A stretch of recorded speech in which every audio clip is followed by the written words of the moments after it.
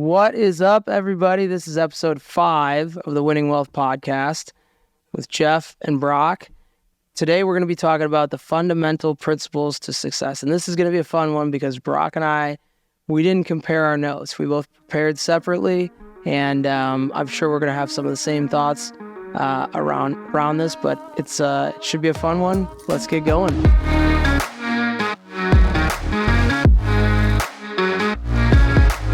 All right, so this is going to be a fun one. We put together the fundamental principles to success. And Jeff and I both came up with our top 3, so we didn't share them.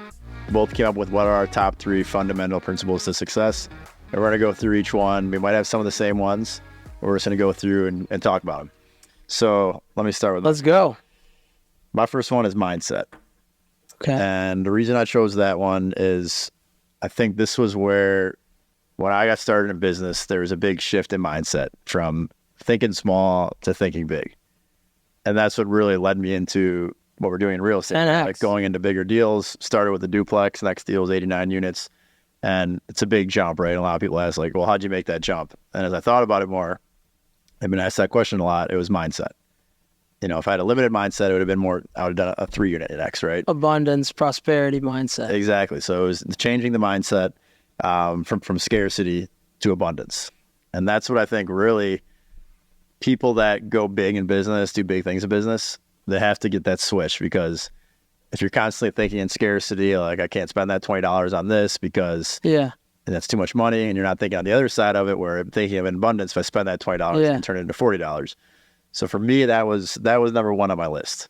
And there's some further things, I guess, like what played into that I can go into, but you should. When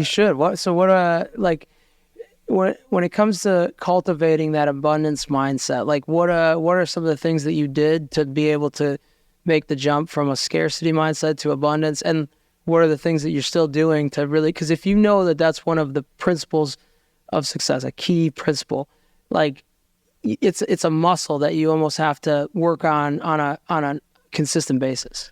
So I think, and you'd have Grant Cardone stuff, 10X. GC, 10X man. rule. He's the man. Listen to a ton of his content. He was really what got the gears rolling on me thinking bigger. When I started mixing in some of his content, really, when I look back at it, I was listening to most of the content I was consuming was very like real estate focused, on like people buying duplexes and those sort of things. Started mixing in some of his stuff, and he's talking about, no, fuck that, like go big, right? Yeah. And that started the gears rolling of thinking bigger and consuming a lot of his stuff. So I definitely give credit to his content. I think it's great for the mindset component. So that's really where it started, I think. And it took time, right? So, growing up, like my parents were very much like, turn the lights off when you're not in the room. Every dollar counts, right? Like you gotta do everything you can, which is good to have that, but also limits you from like the other side of it of like thinking bigger. You gotta spend money a lot of times to make money, those sort of things. So I think it was a shift during that time of worrying less about the bottom line expenses and more about the top line. And it's hard sometimes, right? When you're not seeing a huge return right away on stuff you're spending. But I think that was stuff that led into being more focused on the top line over the long term, spending money on, coaching in the beginning, going to events, those sort of things. When it took me I think I was in real estate for like a year and a half before I actually like made a check, like actual money. Mm-hmm. So it was, but that was all of accumulation of just thinking bigger mindset. I love it. Okay, so my first one was focus. And I think anything that you want to achieve, like you have to get very clear around what that is, right? Like you've got to be able to really get a long, clear look at thinking about who you want to be and what you want to achieve and how you're going to do that, and then prioritize around that. I think, and this happens to me, it happens to everybody, right? Where you're pulled in so many different directions, that you have to be able to narrow in on, here's the things that I want to do. And, Warren Buffett has like a 5-step process for prioritization with, it's like a story about him and his pilot. And I can't really remember exactly what it was, but basically his pilot, he said, you're still working for me. Like I must not be doing, my job right. You should be out going and achieving your goals. And so essentially how the story goes is Warren asks him to write out basically 25 things that he wants to accomplish over his career or over the next couple of years or whatever it was, and then circle the 5 that are the most important to him. And so he did that, and then he said, okay, well, what should I do with these other 20? Like, just kind of stack rank them and then get to them when I get these other 5 done. And he said, that's actually your not to-do list. So you're supposed to, like, once you get clear on where you want to go and what you want to do and how everything that you're doing fits it like a puzzle towards, getting you closer to your goals, you basically, deprioritize anything that's not getting you there. And I think that's a great way. And it's because I can be a little bit all over the place, right? As anyone that's listening to this or that knows me can probably tell. Anytime that you have focus and a clear mindset around, where you want to go and who you want to be, it makes it a lot easier to actually attain that. It's not random anymore. You're taking starting to take randomness out of it. I like it. I think that's a good one. I think it's important. Not get distracted, right? I think there's a lot of times there's so many, like when you go and get into business for yourself, right? There's like so many different exciting things that pop up. Yeah. Crypto, NFTs, right? To just name a few examples. Yeah. All these awesome ideas, which seem super fun. You see all these people making a lot of money. Yeah. But as soon as you start like going all over the place and you're dabbling in this, dabbling in that, dabbling in this, it's better just to stay in your lane and focus on what you're good at. There's so many different quotes about, about that. But even, I know Mark Cuban talks about like, or I don't know if it was Cuban or Warren Buffett, but basically like, having too many eggs in one basket. It's like, it was a quote basically saying like, make sure that you have, that all your eggs are in that basket, and then wash that basket very carefully, right? And make sure that it's the right basket that you want to be focused on. So that's why that really resonated to me. I also think, I think it's Grant that says this, but he says, if you aren't, actively pursuing your goals and dreams, you'll be used as a pawn to help other people get their dreams, right? And so you've got to constantly be like, prioritizing and figuring out what makes the most sense for you right now and in the future, and then work towards that. And you can still help other people and as long as it aligns with your goals too, or if you're just helping people to help people, and maybe you can get some return on that, either just personal happiness and fulfillment, or maybe they can help connect you with somebody. But you've got to have an active focus around what are you trying to accomplish this year, this quarter, this month, this week, today, and in the future. But I think if you combine the mindset, abundance mindset, and the focus, that's a great one. Yeah, focus on what you're good at and just go all in and don't get distracted. Yeah. What's your next one? Second one I put is hard work, right? Like putting in the hours. I think it's obviously it's one that comes to mind for a lot of people, right? It's going to take work to get there. But I think a lot of times people think it's easier than it is. Yeah. And real estate's a great example, right? There's so many people that you meet in real estate that are uber successful, but they're not like some Ivy League grad. Like they're really not even that smart of a person. Yeah. But they just put in a shit ton of street smarts and they work their ass They're off. smart, obviously, right? Yeah. But like they're not like the book smart person you would think that got to that level, right? They just put a lot of work. Oftentimes these stories are, someone that started as, fixing apartments, right? And like worked their way up to buying apartments, and now they own thousands of units. So it's, just staying consistent, putting in the hours. Like an example for me, when I was to show like the amount of hours, right? So when I got started in real estate, so working a full-time corporate job, right? 40, 45 hours a week. I was going to grad school, getting my MBA, and that's when I started getting into real estate. So there's literally like a year and a half, 2 years that I was working 100 hours a week, doing all these different things, getting everything done. And looking back on it, like that's during that time, if I would have done that, right, put all those hours in, it wouldn't have been where we're at today. So it's a lot of just staying focused, right? Like we said, mindset, focus, and now it's like just putting in the hours and making it happen. I think as it relates to hard work, you're totally right, and hard work can be in different formats, but it's really being willing to roll up your sleeves and make it happen. Do the hard shit, have the hard conversations, put in the time when other people aren't, right? Like Snoop Dogg says, he was in an interview and he said, I want to thank me. And he said, for working so hard all those damn years and never taking any days off. And I love that because there's rarely do I take a day off. And, even if I'm like, I worked 8 hours yesterday on Sunday, preparing for this, doing a bunch of other stuff. And, I had a shit ton of fun on Saturday, golfing and a concert and whatnot, and, Friday night.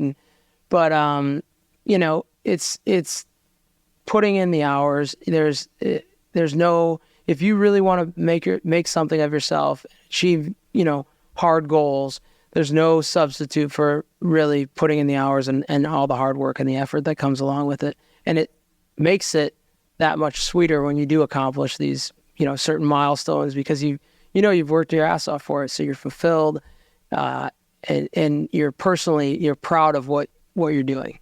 And one thing that, call it a hack, I guess, is like working on weekends. So for sure, like when you, and especially when you're working a full-time thing and you're building a business on the side, like you have to work on the weekends. Yeah. Because most people aren't. Yeah. Right? Most people Friday at 4:00, they're clocked out. Yeah. They're not touching work until Monday morning.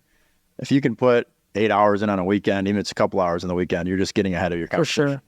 So for me, it was like I worked every weekend and still do, right? Like that's those sort of things are what sets you apart. When you can squeeze in an extra couple hours a week, that compounds. Yeah. Look at that over years, right? 8 hours on a weekend over the amount of years, you're going to get a lot done over that time. That's something that I've done for such a long time too. And I used to always say that I had to do at least one night, like not like overnight, but like when people aren't working, like 6 to 10, at least once a week. And then, a 4-hour block on the weekend, Saturday or Sunday. It could be in the morning, whenever, right? Or Sunday afternoon, getting ready for the next week.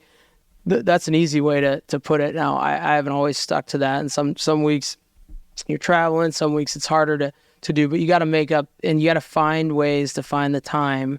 There's so many successful people that I know that have literally pulled all-nighters. Adam used to do all-nighters all the time. I remember that. I'd see him, the next morning and he'd be like, I was at the office all night, didn't sleep, and, he's built a great business and a great portfolio of real estate. And a lot, because there's just so much going on and so much, meetings throughout the day. And if you just push all that stuff to the side, you're never really going to get caught up. So finding time to put in the hours when other people aren't working or aren't distracting you, away from what your focus is, that's a key hack. Yeah, that's a good point too, because it's like during the weekdays, right? Like your phone's going, your email's going. Oh yeah. It's like on the weekends, generally, you're not getting that. Yeah. So if you can sit down when you have a bigger project too, you just need to sit down for 4 hours and just focus on one thing. Yeah. It's oftentimes hard to do during the week when you got all these moving pieces going on. You can try do different things, but for me, it's like a lot of times the best work I get done, or the times I really chunk down on projects, is over the weekend. Yep. So that I would say too, one thing I always do is every Sunday night, I've done this, for the past several years, even if like yesterday I was out boating, had a couple drinks, right? Like, but I still did this on a Sunday night. I always go through my calendar, set everything up, make sure all my meetings are in place. If there's any reminders of things I need to do, everything set up. I usually comb through all my emails, zero out my email inbox on Sunday. So that way I'm heading in Monday morning instead of like scrambling, like shit's all over the place. I don't know what I have on my calendar. I got a whole bunch of unread emails. I'm ready to go, right? I can dive right into whatever the first task I got to do on Monday is. And so that kind of delves into preparation, and preparation is hard work. That's the effort part of it. So if you're not prepared, you have a much greater chance of not, meeting your goals, because you're not, and I say that for every meeting, right? You should be pre-call plan is something we talk about a lot, but you should have a plan for your day, for your week, for your meeting, and take the extra time to prepare. And if you do, you'll set yourself apart from the masses, so many people, because they're not putting in the extra time, the extra work to prepare. Yep. Totally agree. What's your second one? I said consistency. So, I'm all about trying to automate and trying to have a regular cadence. There's certain things that I try to do every day, things that I try to do every week within our business or whatever, right? That optimizes my whole, sort of life. So if you're like, there's a book by Weldon Long called The Power of Consistency. It's a great book. I actually saw him speak in person when I was like 22 years old, and it was captivating. He's got a great story. He was like in prison, and then he got out and built this great company. And his whole thing is all about basically consistently working at your goal on a daily basis, weekly basis, and then tracking it. And it's why, like New Year's resolutions don't work. Like so many people go to the gym January 1 and it's packed, and then they just start to fizzle out, right? Yeah. But if you consistently say, hey, look, this isn't I don't believe in writing my goals down once. I do it almost every day, or at least take the time to think through what my goals are. But it's like same thing. I don't try to just eat healthy, once, or work out. I had a great week of working out. It's a lifestyle thing, and building that consistency into your life with your habits personally and with your business and setting up regular cadences. It just helps you stay in a rhythm and in a flow that you can knock down these milestones and get closer to what your goals are. And it's just and it's constantly evolving, but consistently staying there. I think that wasn't quickly. I was assuming we're gonna have one of the same. The same one. You got that. Consistent. Let's hear about yours. That's similar things, right? Like, so doing the same actions consistently compounds was a note I made, because I think, like you're saying, you do the same thing over and over again. You just do it for years on end. It compounds and it turns into something big. And it's the same. You did a good reference as far as like working out, right? If you go to the gym 5 times, You get sore. nothing's gonna happen, right? You're gonna get a little sore, not actually building muscle. You have to consistently go to the gym, consistently eat the same thing, right? Consistently follow a diet, and that's when you see results. I think the same thing applies in business. If you do something for 2 weeks and you see it all the time, right? Like someone decides, hey, I'm gonna go out and start a clothing company, and they're all hyped about it. And I've had so many friends do this, right? They get all excited. They tell you about their grand idea, and it's like, sweet. Yeah. Asking about it a month later. Oh yeah, it's I'm not really Fizzled out. Or it's like, you got to stay consistent with it. Yeah. You have an idea, right? And then you stay consistent with it and continue to work on it. Eventually, it's going to turn into something. Totally agree. And I mean, if it doesn't after a certain amount of time, I think Kevin O'Leary says, if you've been doing it for 2 years and you haven't gotten any results, then take it out back and shoot it. It's a hobby. It's it's whatever. But at that point, at least you can say, hey, look, I know for sure it didn't work out. There's business ideas that I've had in the past that I think had I have 10 years ago, had I had stuck with it and done it consistently until now, I'd be a crazy big business right now. I really believe that. And so, you look back in life and then think, how do you implement consistency and routines in your world? I'm asking you. I would say just first, you got to figure out what you want to add to your life, right? Like if you want to add working out to your life, or you want to add a new habit, you want to add a morning routine. Yeah. There's a lot of them, right? Like for me, it was something I started doing was going on walks in the morning outside. And I started consistently doing that, just seeing the benefits of like how that added energy throughout my day. Yeah. Stuff like that. Started tracking my time. And at first it was kind of a hassle. You got to get in the rhythm of doing it. But now I track my time. I've done it for like a year and a half. Yeah. It's a habit, right? And now I built the consistency of it. So there's a lot of different things, I think, but it first starts with like, all right, figure out what you want to add to your life. And then you just got to build it. There's a lot of stuff that fizzles out too, right? Like I've had stuffing my morning routine or like different stuff I just added to my life and I didn't stay consistent with it and now it falls off and it'd be a bitch to try to add it back in now. Yeah. So yeah, I think you just figure out what it is and you just stay consistent with it. Yeah. So the tracking part, and I'll talk about this a little bit more, but I use an app called Way of Life, and it's basically a daily habit tracker. But I'm also looking at other ways to implement other, tracking of certain things so that I can stay consistent. And I'll talk about that a bit at the end. What's number 3? Well, so that was consistency. Yeah, but so one example I want to highlight too. I think real estate's a great example for consistency. You see a lot, right? Real estate's not a get rich quick business. And when you start looking at the numbers, a lot of times, right, you could buy a property and it might cash flow you $300, $400 a month, and people are just like, well, that just like isn't much. It's not going to do much for me. But if you consistently buy real estate over a long period of time, and hold cash flow builds, the appreciation builds, and you continue to compound that. So that's like for me, right? It was like consistently, we bought 2-3 properties. It wasn't a ton of money coming in, right? But consistently did that for 3 years. Now it's a meaningful thing. Exactly. So I think it translates to so many things in life where it's like, if you're consistent with anything, you're going to kill it. completely agree with you on there, and that's what I knew we'd have one of the same too. My third was accountability and responsibility. Really, it's really you have to know that if it is to be, it's up to me, right? That's what I say to myself a lot. Nobody's going to come to your house and make you, make you do the things that are going to be, that are going to get you to your goal, right? Nobody's going to take. You have to take full accountability for the good and the bad decisions that you've made, right? Like the shitty decisions that you've made that have put you in the sum of the decisions that you've made is why you're at where you're at right now. And once you get clear on that and say, hey, it's my fault. But the good thing is I can actually change that too. I can redirect, I can do the right things and take full accountability to get myself where I want to be and to handle my business. And if you take full accountability, full responsibility, and for the good and the bad, you're basically, it's empowering and it's motivating because the ball's in your court. Mm-hmm. You get to keep shooting, you get to keep playing, and you get to keep trying to get better and work on it. If you have this mindset of like, I'm a victim, yep. This happened to me.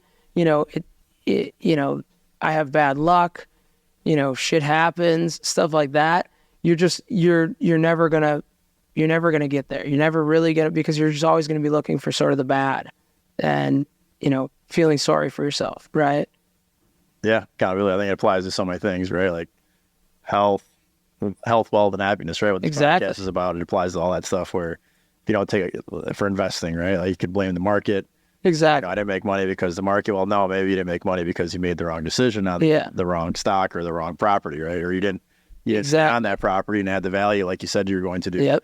So yeah, I mean, I think it applies. You can apply it to so many different things. I love it. So because I'm an overachiever and I always like to, hit it with 4. Yeah, I threw a bonus one in there. I knew you wouldn't, but you did talk about it a little bit with tracking your time. So a bonus that I would say as a principle to success, I would say it doesn't necessarily compare with the 3 that I had or even the 3 that you have, but using data, collecting data both qualitatively and quantitatively, and using that to track your results and your consistency and hold yourself accountable. If you can use things like the Way of Life app, you can. Peter Drucker, who's a famous economist, author, business guy, he says you can't manage what you can't measure, right? If you're not measuring anything, you don't really have a way to manage the results of that. So, and there's a great book by him called Managing Oneself, and I would recommend that to everyone. It's a short book too, so it's easy. But if you find systems that you can input data in, track your time, track your daily habits, track your in business, in tech, a lot of times they call it OKRs, right? Objectives and key results, right? And you're constantly tracking and measuring the inputs that should get you to the outputs that you're looking for. Mm-hmm. Then you're able to, in a much more clearer way, see where you're going, where you're headed, and optimize. Yeah, I think it's a good one. I think we do a ton of that in our business, right? But I think maybe some examples like health-wise, right? I think, like I said, I track my time. But some of the other things are like I work spring, right? So I track my sleep. Started that about 2 years ago, which has been great. Seeing the trends of like what affects my sleep, what can I add, supplements, right? Like how do you improve your sleep? Garmin has got me for life, basically, because I've got, I think 5 years of data on this Garmin watch. I sleep with it on. It's a big ass watch. It's on me basically all day, every day, other than, when I'm in the shower. And it's got my workout data. It's got my sleep data, steps, things like that. And I can look at it over time, like trending over, the course of years, right? And they're adding new features in, like heart rate variability and different like stress metrics. And you can kind of look back into that data and see what was going on in my life at this time, and how do I navigate around that so that I can keep getting better, right? Or what did I do, yesterday that made my sleep suck, right? Yep. Well, it was all the beers I had on the golf course. But, I mean, I don't make all the right decisions all the time, right? And I'm always trying to get better. But having that data is, is a great way to be able to objectively look at things. And I say qualitatively too, because I've been following Rob Dyrdek, and he's got a great podcast now too. I loved Rob Dyrdek back from Rob and Big, and I thought he was hilarious. I just thought he was a kind of skateboarder, entertainer guy, right, on MTV. But the dude's a savage business guy. He's like either a billionaire or he's on his way to being a billionaire with his Dyrdek machine. And I built out this spreadsheet sort of in Google Sheets based on what he was explaining. And he shared some pictures of his, but he basically rates his life, his health, and his business every day, 1 to 10. So qualitatively. And then next to that, he has like 5 key metrics. Like, did he eat clean? Did he not drink? Did he work out? Did he like meditate? I can't remember exactly what all his 5, daily habits are. But so he has those right next to each other, and then he kind of journals out why he feels the way that it was. So he rated his business a 6 for today, right? And maybe it's because he's stacked so many meetings on top of each other, he didn't feel that prepared for any of them, or whatever, right? Like his health, like, okay, he ate like shit the day before, right? So you can do that. And when you start tracking your life qualitatively, you're able to look back into these things and tie them to the quantitative metrics that actually move the needle and help make, your life better, more happy, healthy, and wealthy. I agree. I think that's a great add-on. Had to do it. Had to do the bonus one. I knew someone's pulling the weight here. I got to do it. It's all good. So that's it, right? Yeah, those are all my mindset, hard work, consistency. Focus, consistency, and accountability, responsibility. And the bonus is data. Collect data. All right. Thanks for listening to episode 5, the Winning Wealth Podcast. This was a fun exercise to do. I think we both learned a little bit here of putting these 3 together. It actually made me think through. I've never actually really thought about this as a top 3 of like the fundamental principles of success, right? So it was a fun exercise. I encourage you to do it yourself. Again, like the podcast, subscribe, share it with someone that might find value, and thanks for listening.